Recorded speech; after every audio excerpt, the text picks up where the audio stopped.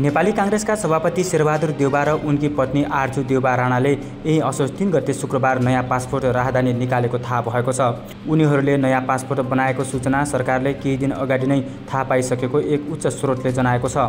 स्रोतका अनुसार उनीहरूको पासपोर्टमा थाइल्यान्डको भिजा पनि लगाइसकेको छ। भडौ 14 मा बुढा नीलकण्ठ स्थित देउबाको घर तोडफोड र आगजनी हुँदा उनीहरूको पासपोर्ट जलेको वा हराएको अनुमान गरिएको छ।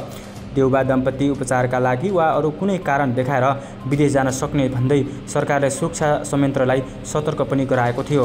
यसैबीच सम्पत्ति शुद्धिकरण विभाग, नेपाल प्रहरीको CIB र राहदानी विभागले उनीहरूको पासपोर्ट रोक्का गर्ने बारे छलफल गरिरहेको स्रोतले बताएको छ। सम्पत्ति शुद्धिकरण विभागले राहदानी विभागलाई पत्राचार गर्यो भने उनीहरूको पासपोर्ट रोक्का हुन सक्छ।